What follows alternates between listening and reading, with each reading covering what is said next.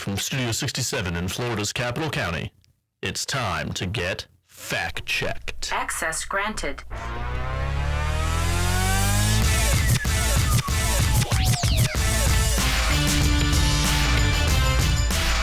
Welcome back, good people of Florida. It is another season of Fact Check with Jared, Courtney, and Amir. We are live from Studio 67 to give you guys a quick preview of the upcoming legislative session that is right around the corner. Courtney, Amir, how you guys doing today? Alive and well. It's been an eventful committee season, and if that's any preempting of session, well, we're in for a doozy this year. Yeah, I think we're all geared up and ready to go. It's The simmering. avalanche happened this week, you know. There was a still backlog happening, in Jared. bill drafting for the last couple weeks, and now they're all kind of coming down the pipeline at once, so we are scrambling to get on top of what those bills do, know what we're aiming at this upcoming session. But before we get to that, we also have a special guest with us today, a new member of the team, Mr. Peter Abello. Peter, how we doing? Hey y'all, I'm doing pretty good here. Third day of working at FAC as an Associate Director of Public Policy, and hit the ground running and ready for the crash course of session. Thank you for being here, Pete. Pete actually speaks 4 languages. Can you say that in French? Bonjour tout le monde, je parle français. That was unbelievable. Wow. That was crazy. Well, once again, before we move on, there have been a lot of things going on since the last time you guys heard from us. Some big shakeups in county land, including with the staff. Longtime FAC legend Bob McKee rode off into the sunset. I'm sure wherever he is, he's still got his spreadsheets open, stuff like that. But we did, unfortunately, say goodbye to Bob in the last few months. He's still alive. He's still alive. He is not clear about that. Dead. We're insinuating anything other than that. No, Bob is alive and well. Cannot say the same for the fish out at St. Mark's. But, we obviously wish Bob the best, and we will miss him around here dearly. But with that being said, we also have seen some promotions lately. Mr. Jeff Scala is now the Deputy Director of our team, running kind of the day-to-day operations. The Viking himself. Big Red. So far, he's running this place like the Navy. And then myself, Amir, Courtney, and Pete will now be referred to as the Associate Directors of Public Policy for FAC. So we're going with the youth movement this year, right, guys? Add us up. Guys like that. Well, we are real excited for this upcoming session, and we will kind of jump right into things. Since you last spoke with us, there has been not 1, not 2, but 3 special sessions in the last year, and the first of which was called by the governor, right, Courtney? Yes. It didn't last very long. Quite short. The governor's proclamation specifically asked the legislature to address immigration and a handful of other issues. However, the legislature responded back with a memo of their own saying that some of these issues were premature, they could be handled during regular session, and what they did was they gavelled in and out of the governor's special session and started their own. That was special session 2025B, in which case they took up their own immigration language, and they ultimately passed it, but they unfortunately did not have the governor's support to ultimately sign that bill. But Amir, why don't you take us through the timeline of kind of how all this went down? Yeah, no, and let's pick up from that second special session. So what we saw the legislature push out was the Trump Act that was failed to be signed by the governor. There was a lot of conflicting issues with the Trump Act. Thus, we saw the start of special session C, and through that we got our new improved immigration bill. 2BC more specifically, and some of the provisions in this, it creates the State Board of Immigration. It also appropriates up to $250 million. And where we've seen our role in that, FAC specifically, pretty much ensuring compliance with the counties that still run and operate their jails. So that means ensuring that these jails fall under 287G program compliance, submitting new WSOs, which are their warrant service officer program, documentation, sending that over to ICE, ensuring that we're falling under compliance, and that the counties that do run their jails are indicating to the federal government and ICE, hey, we're complying. We want to be part of these new programs to get this training on the ground. And that's really what this has been all about for us, Amir. I mean, I think typically FAC keeps political issues like immigration at arm's length, but we do want to make sure that our counties are abreast of the most recent information on how to comply with, the federal government's guidelines on this issue, correct? Yeah, no, and you hit it right on the head. And with this legislation, we're building the plane as we're flying it. A lot of people don't know quite yet how this $250 million will matriculate down to the counties, what it will be used for, but I'm pretty sure with this board and with the new ED being elected, a lot of these unanswered questions will inevitably have their answer as we approach this legislation deadline, which was April 1st, to ensure that these 287G programs are up and running amongst the counties. And so to clarify that special session C, that legislation was passed. Yep. However, there are kind of lingering questions here as far as, a little bit of friction we're seeing between the legislature and the governor that we have not seen in past sessions. I mean, typically, he is kind of putting forward his policy ideas, and with limited exceptions, that the legislature has been in lockstep in the past couple of years. So it'll be interesting to see how that kind of affects bills moving through the process this year. Yeah. Speaking of the legislature, as you guys may have noticed, this past November was an election year, and so there was some turnover, and the legislature has gotten a new look. Just to brief you guys real quick on what it's going to look like this upcoming session, we have got Speaker Danny Perez from Miami-Dade County running the House, and then over in the Senate we have got Senator Ben Albritton, and Senator Albritton has talked a lot about his rural renaissance that he wants to see this session. One of the more interesting things that we're seeing so far, though, is we have not one, not two, but three presidents in the Senate this year. We have current President Senator Ben Albritton. And we got Pasadomo. We have got, immediate past President Kathleen Pasadomo taking a victory lap. And throwing it all the way back, we have President Don Gates now, right? Who is back in the Senate after about a 15-year hiatus.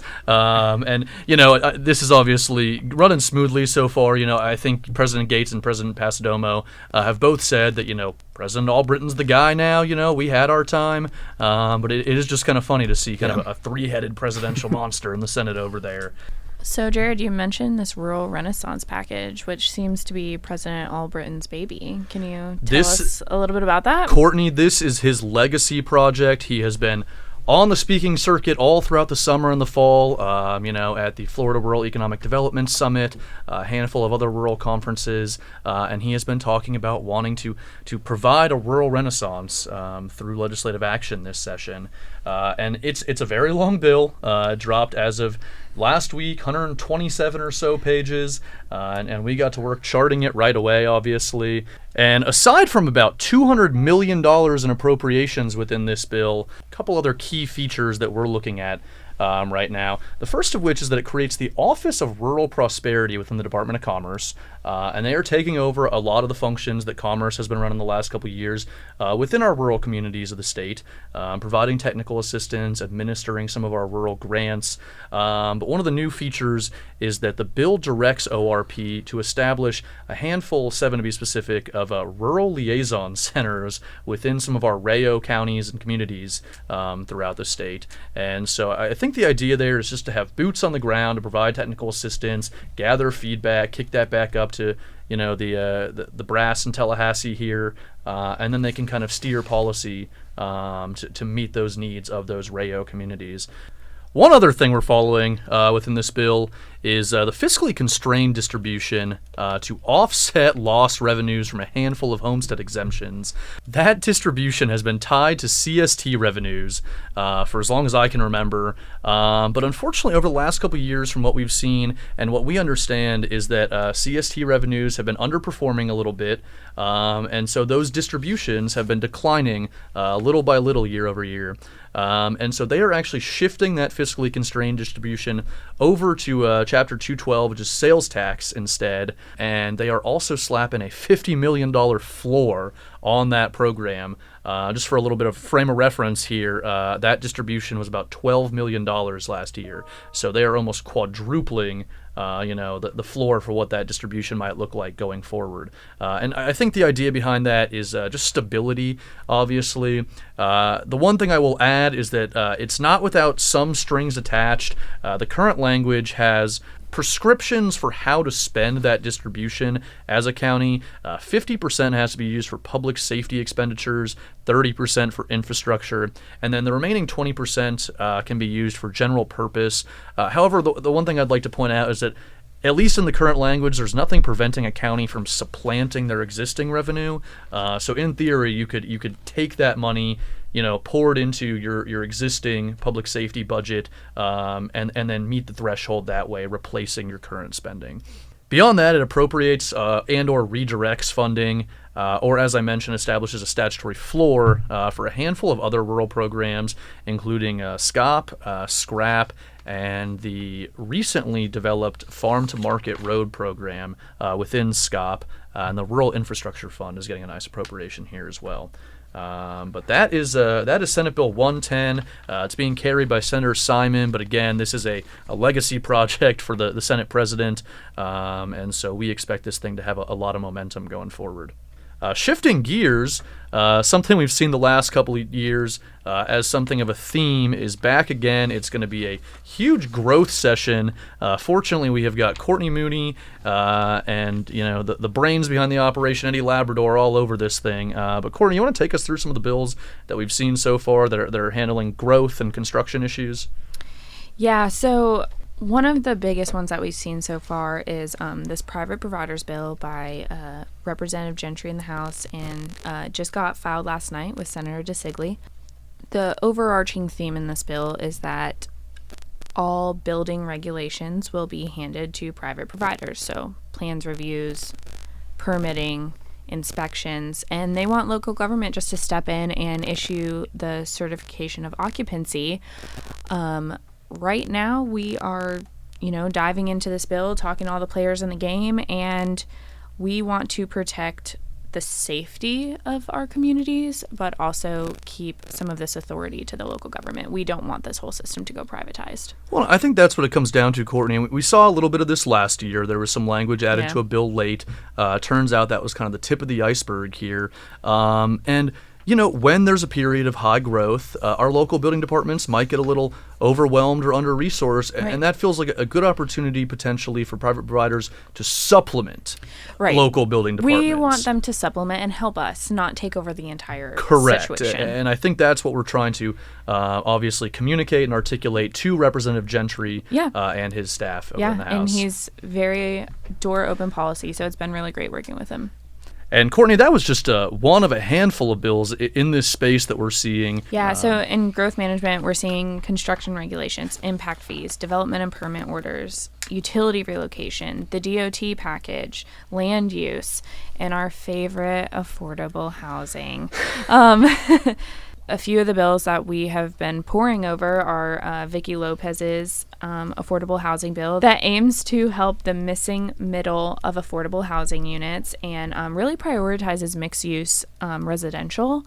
And the other big one that we've seen is this push for accessory dwelling units for affordable housing projects. And that is former President Gates making his mark early, setting the tone a little bit. It is. But what are we seeing from that one so far, Courtney? It passed its first committee, It did. Correct? The Senate, it's already gone through its first committee in the Senate, and this mandates local governments to adopt ordinances for accessory dwelling units, so they don't get to say no. A lot of local governments already have this stuff in place, but once again, we would like to be able to choose if we want to do it, not be told that we have to do it.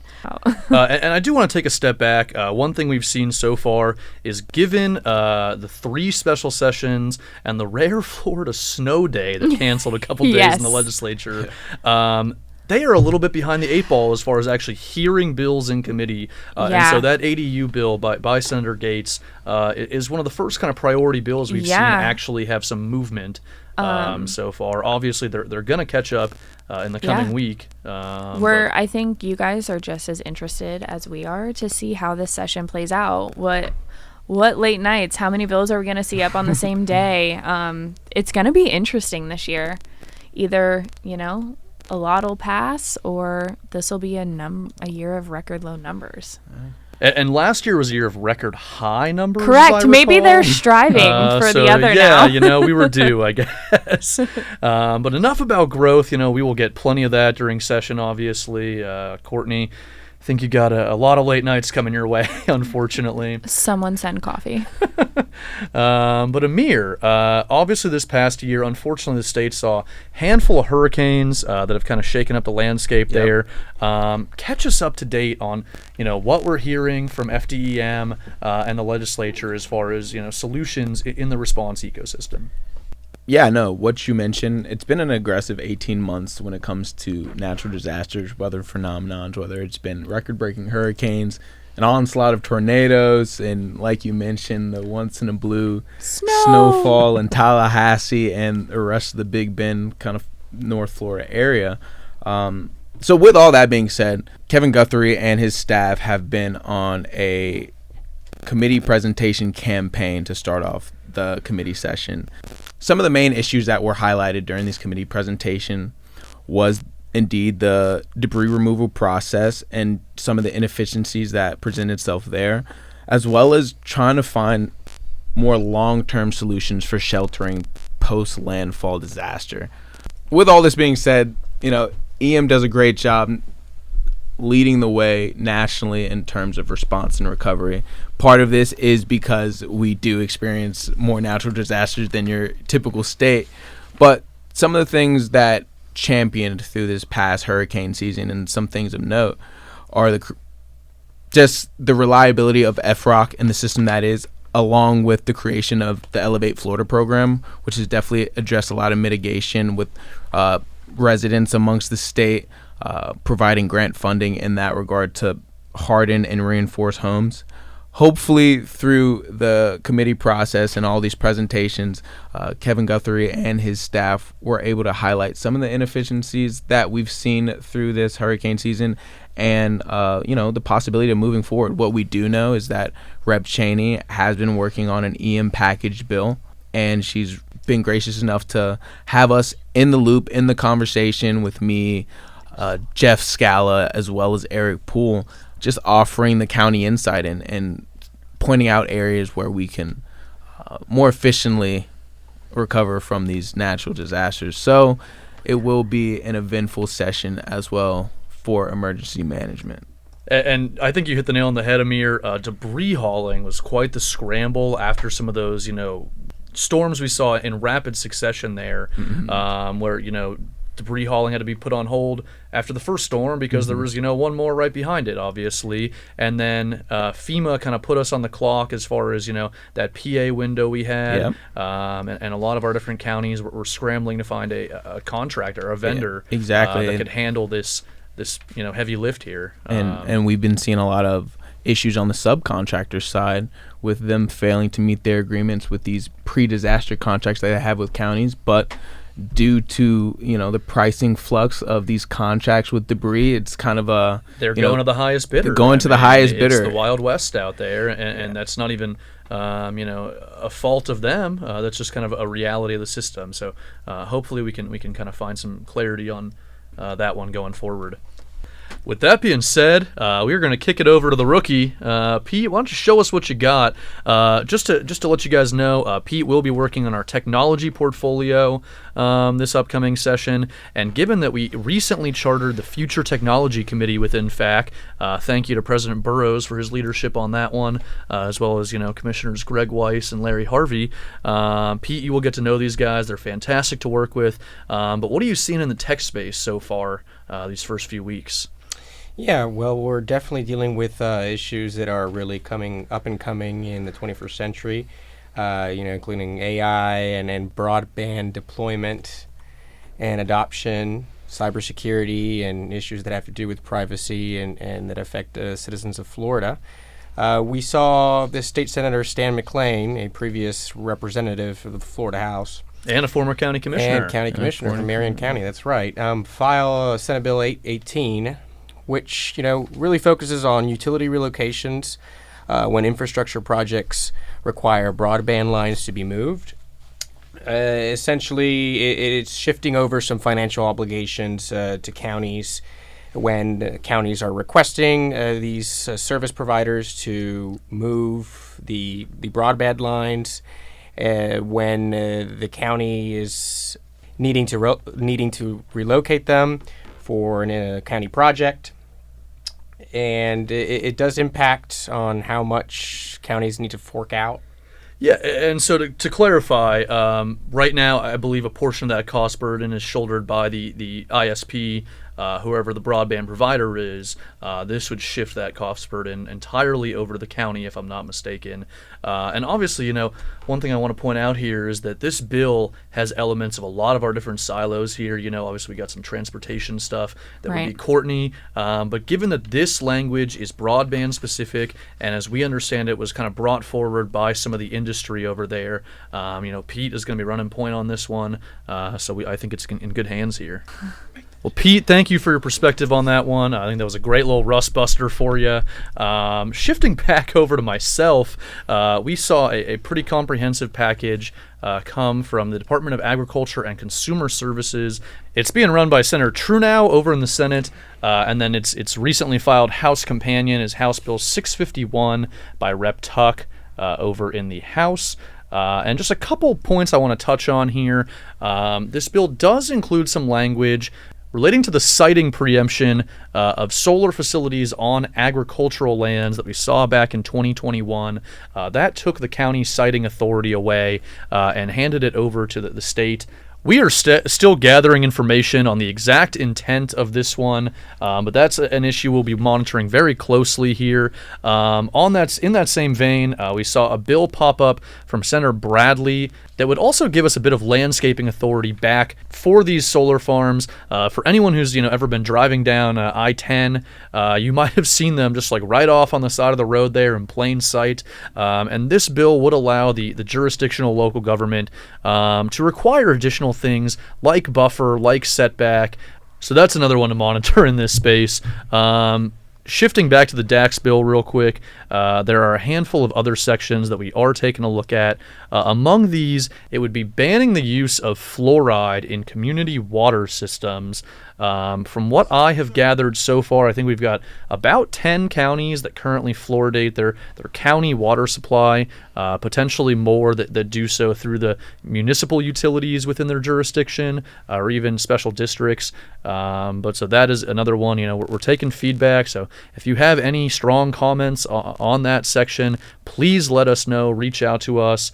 And then other stuff, we're seeing a little bit of mosquito control reform pop up, as well as a small land use preemption that, again, we're still doing a little bit of fact-finding on, but it's essentially educational facilities relating to agricultural education. It's exempting them from local regulation, whether that's storage of equipment, livestock, animals, what have you.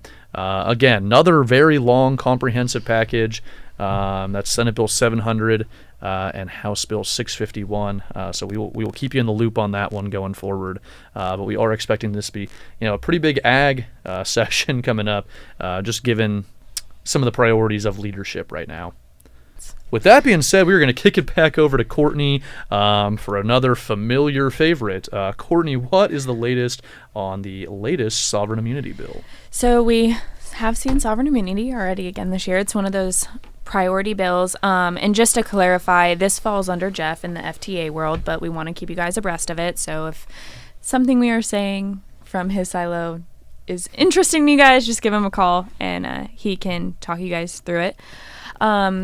So sovereign immunity was up during the last committee week, and it raised those caps from $200,000 to $1 million per person and $300,000 to $3 million per incident for claims between 2025 and 2030.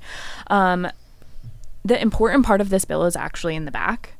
It allows counties to settle above the caps without legislature approval. The bill also prohibits insurance policies from conditioning coverage on the passage of a claims bill, ensuring the judgments against government entities are enforceable within statutory limits. And additionally, it shortens the statute of limitations for negligent claims against the state for 4 years to 2 years, align with medical malpractice and wrongful death claims. So this one is going to get heavy this year, I think. And FAC has, worked as part of a coalition with a number of other Yes. public entities for the last few years. That includes, schools, cities, public hospitals. And so we're hoping that, kind of power in numbers, and with that coalition support, we can kind of beat this one back again. Yeah. Or at the very least, get those caps to a point that have been kind of reasonably raised for inflation, maybe. Yeah. But not, whatever they're doing, a tenfold increase. Right now, we are opposing the bill, but hopefully we can meet somewhere in the middle. Well, thank you for that update, Courtney, and we are going to give it back to Amir here. Amir, what you been working on in the 911 space? And I feel like before I can talk about the stuff we've been working with, it's good to kind of talk about how we got here.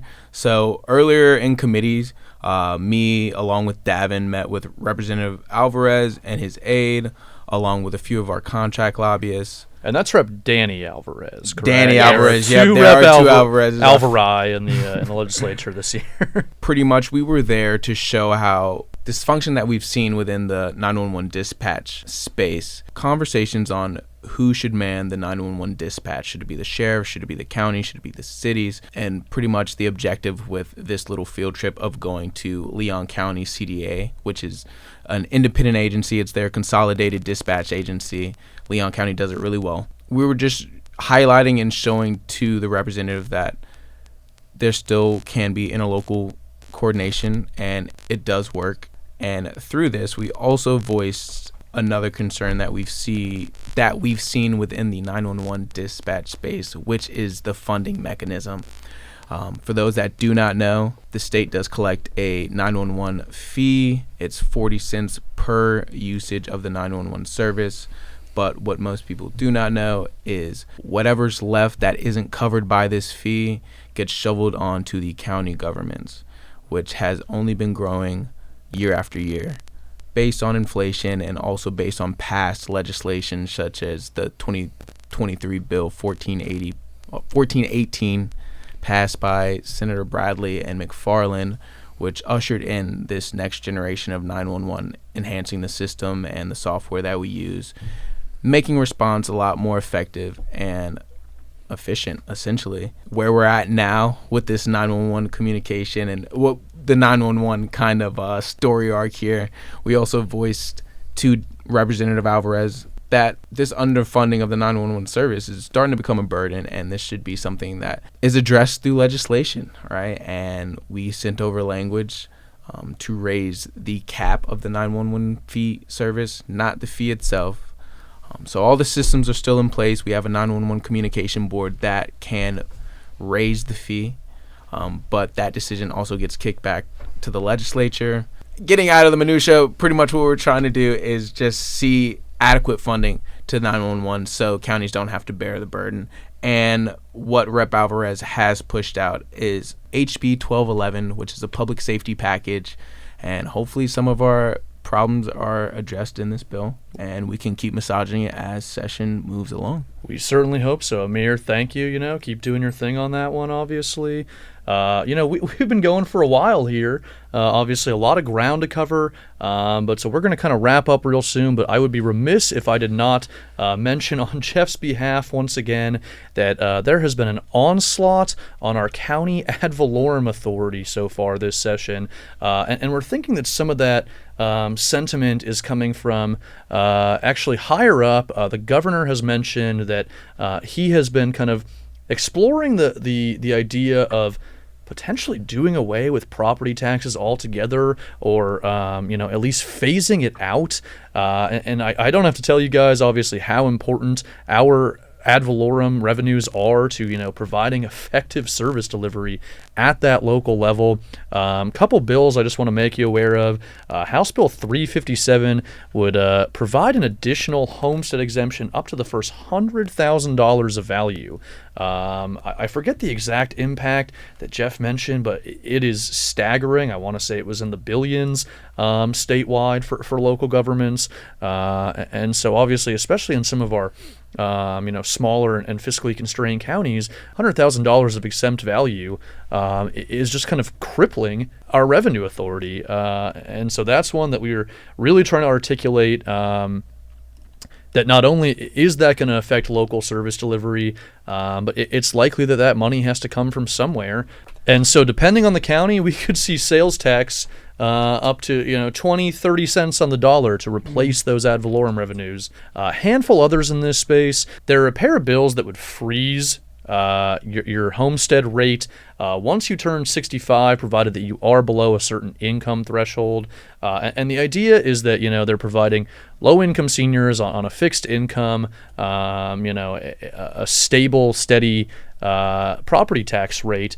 But as we have tried to reiterate many times before, when they remove portions of that tax base, really all they're doing is shifting that burden over to other people within the tax base, whether that's renters, whether that's commercial businesses, that sort of thing. And so that's just something we're trying to make very clear here, is that this is not a true exemption. It's simply a shift of that cost burden. With that being said, I think that more or less does it. This was obviously kind of a non-exhaustive list of bills that we will be tracking this session. I did not even get to talk about any of kind of the water and environment stuff that I've been following so far. But obviously follow along to our legislative bulletin that you see every week. Follow along with our bill tracker. And then, for those of you who are eligible, please, call in obviously on our Monday and Wednesday calls. Keep listening to the podcast, and we will make sure nothing slips through the cracks here. Like I said, the avalanche is here, but I think we're ready and kind of getting on top of this one. P, how was the first pod? Ripping the Band-Aid off. How you feeling? Good, but I could have done better. Oh, I think you did great, buddy. We're going to give you a Gatorade bath right after this. Well, I think that just about does it. But again, this was kind of our week 0 session preview. Tune in next week. Once the bullets start flying and the bills start moving, we will have a lot more to talk about. And as always, please feel free to reach out to anyone on the FAC staff if you have any questions. With that being said, I think from me, Amir, and Courtney, we are signing off, and then au revoir. Peace from out, Pete, guys. Right? Au revoir. Thank you guys for tuning in. We will see you next time. Bye, guys.